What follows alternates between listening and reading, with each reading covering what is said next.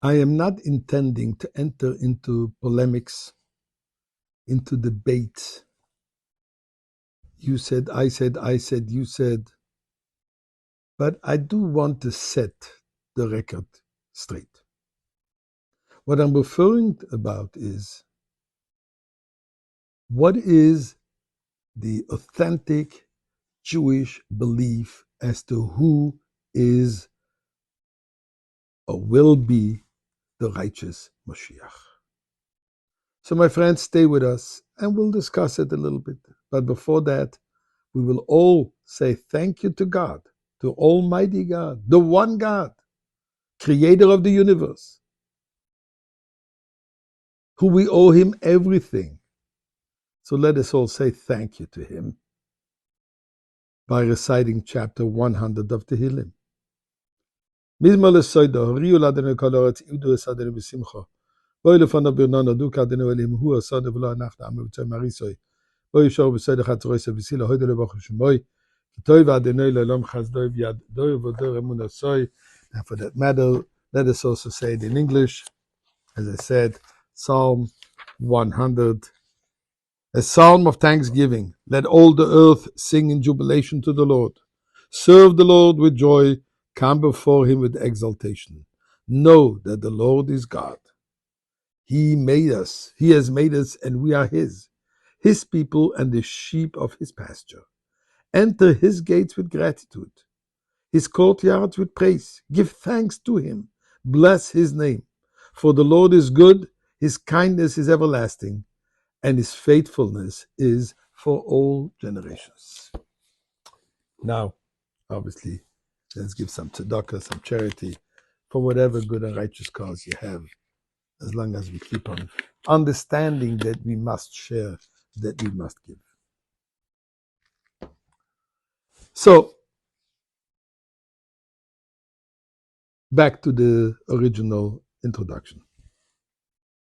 It is important to realize that Judaism is based on Torah precepts, on Torah teachings.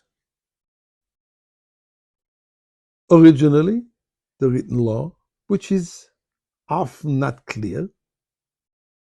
So therefore, we have the oral law, the Talmud, which explains the meaning of these different verses. Eventually, it was codified, because even the Talmud, we find different opinions, and often it's difficult to know finally about what is the law. So therefore, we have different authors, different sages in different generations who created the code of Jewish law. Albeit there's been different opinions, but eventually it worked itself out, and we have this which is accepted by mainstream proper Judaism.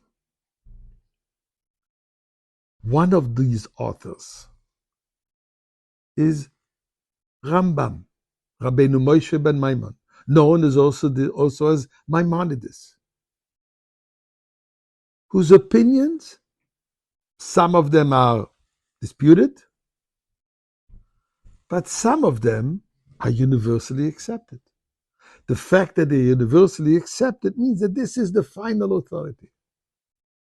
So when it comes to discuss about who can and who is Moshiach, there is no different opinions.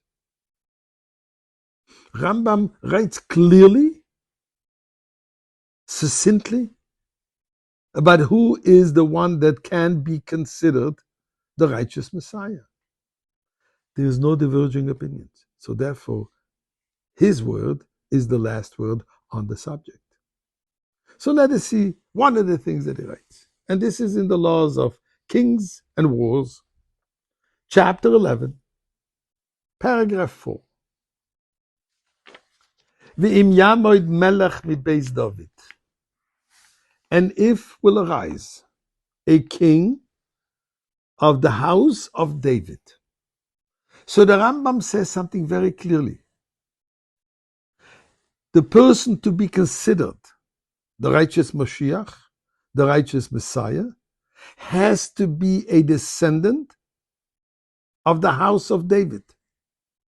And when we're talking about a descendant, that means patrilineal. Father to son, or son to father, son to father. Going all the way, uninterruptedly, till King David himself. God has promised to King David eternal kingdom. So the first and foremost requirement is for him to be a descendant of David. Can everybody claim that?